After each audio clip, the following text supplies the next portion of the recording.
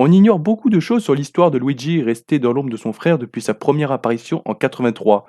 Mais malgré tout, quelques théories assez farfelues, voire même terrifiantes, sont apparues sur le net. Et il y en a qui sont peut-être bizarres ou d'autres assez drôles.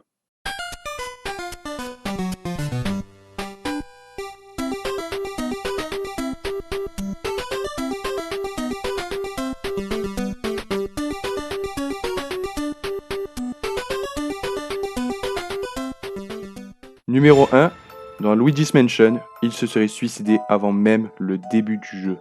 Alors, cette théorie est un peu tirée par les cheveux parce que, voilà, ça n'a pas été officialisé par Nintendo ou personne, mais la théorie s'est répandue quand les joueurs ont découvert un truc assez flippant dans le grenier du manoir de Luigi's Mansion.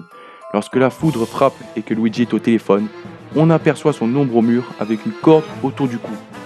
Plusieurs fans pensent que Luigi aurait commis l'irréparable et que son aventure dans le manoir ferait office de purgatoire. Qu'il s'agirait pour lui d'une ultime épreuve avant de pouvoir reposer en paix. Numéro 2, Donkey Kong a tué le père de Mario et Luigi. D'après cette théorie, Mario et Jumpman, personnages du jeu Donkey Kong de 81, ne sont pas les mêmes personnes. En effet, car Mario aime la princesse Peach et vit dans le royaume champignon, alors que Jumpman aime sa femme Pauline et vit à New York. Deux éléments contradictoires qui amènent à conclure que Jumpman est en réalité le père de Mario et Luigi. Un fait amusant, alors que dans Donkey Kong Jr., Jumpman est l'antagoniste du titre et meurt à la fin tué par notre cher Donkey Kong. Une histoire invraisemblable tant la mort n'est pas présente dans l'univers de Mario. Mais bon, comment la contredire? Numéro 3, Luigi est en réalité un personnage surpuissant que Mario garde sous contrôle. Le Luigi que l'on connaît tous est plutôt froussard, souvent décrit comme plus faible que son frère Mario. Et si c'était en fait tout le contraire?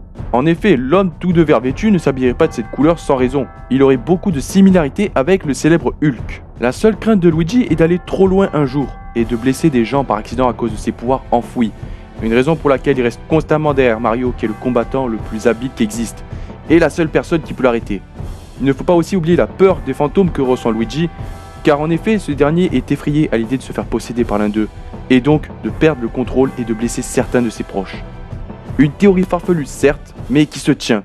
Numéro 4, Luigi est moins fort et brave que Mario parce qu'il a été traumatisé étant bébé.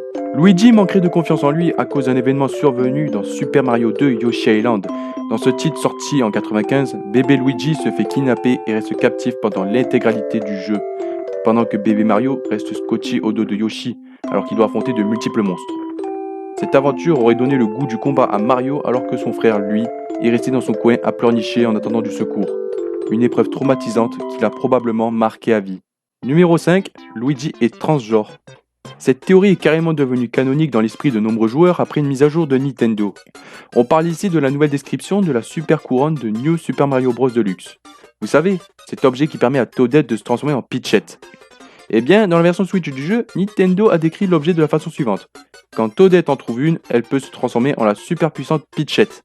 Désolé Luigi, seul Toadette peut utiliser cet article. Combinez ça à la fois où Luigi se déguise en Peach dans Mario et Luigi Superstar Saga, plus le fait que Yoshi l'appelle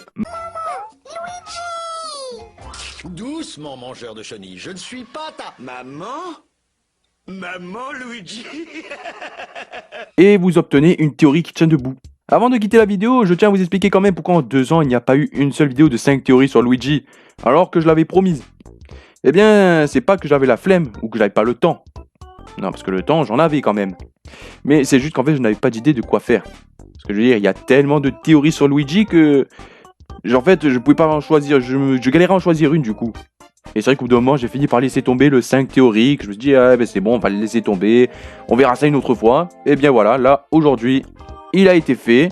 Il sort sur ma chaîne. Et maintenant, on n'en parle plus. Voilà, c'était tout ce que j'avais à dire.